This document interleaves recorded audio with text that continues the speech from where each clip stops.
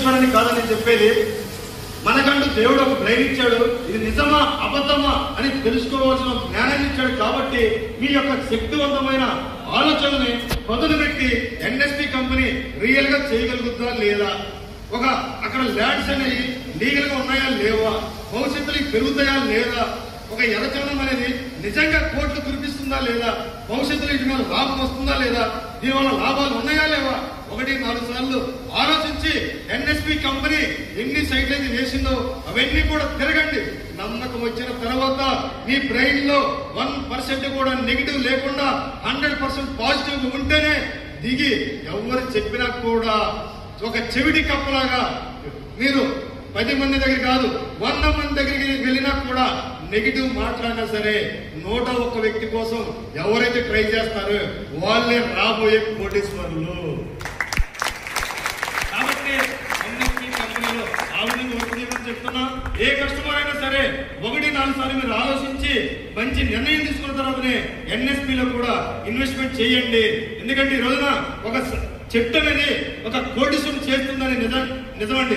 ఎందుకంటే ఈ రోజున ఎన్ఎస్పి కంపెనీ రేపు రాబోయే ఇండస్ట్రీ కోసం ఆల్రెడీ కొన్ని ప్రొడక్ట్ మనం తయారు చేసాం, ఇంకా కూడా తయారు చేస్తున్నాం, ఇంకా కొన్ని R&D కూడా జరుగుతున్నాయి. కాబట్టి ఆల్రెడీ మనం ఉట్టుకుంటున్నాం. కాబట్టి ఈ రోజున చిన్న ఎగ్జాంపుల్, మేము ఒక లాస్ట్ 6 మంత్స్ క్రితం ఒక ఏర్పేట దగ్గర ఒక రైతు దగ్గర 7 ఎకరాల్లో చుట్టూ ఒక 80-90 వేసాడు ఆయన చెట్లు. వాటిలో కొన్ని పోయినా కూడా 82 చెట్లుని ₹1,40,00,000 ఎన్ఎస్పి కంపెనీ ఇచ్చి కొన్నది. అంటే ఆ వ్యక్తి ఇప్పటికి కూడా మనవరకు కూడా పేదవాడే. ఎందుకంటే ఆ 7 ఎకరాలు వాళ్ళ నాన్న నుంచి వచ్చింది, కానీ తను సంపాదించింది ఏం లేదు. దాంట్లో చిన్న పొలం చేసుకుంటూ తినడానికి ఉండటానికి పిల్లలు చదివించుకోవడానికి తప్ప జీవితం అయితే మారలా. కానీ ఒక 80 ఎర్రచందనం చెట్లు తన జీవితాన్ని మలుపు తిప్పింది. అప్పుడు అనిపించింది, ఎస్ నేను ఇవాళ ఇంతమంది కస్టమర్లు కాదు, రాబోయే కాలంలో 1,00,000 మంది కస్టమర్లని కోటీశ్వరులు చేసే ఆ భాగ్యం నాకు దేవుడు ఇచ్చాడు. కానీ దాన్ని 100% ప్రాణం పెట్టి పనిచేసి ఇంతమందిని కోటీశ్వరులు చేయాలనుకున్నాను. కాబట్టి ప్రతి సామాన్యుడిని కూడా ఒక చెట్టు కోటీశ్వరులు చేస్తున్నది, ఇది నిజం. చాలా మంది అంటుంటారు, ఈ భవిష్యత్తులో కొనరేమో.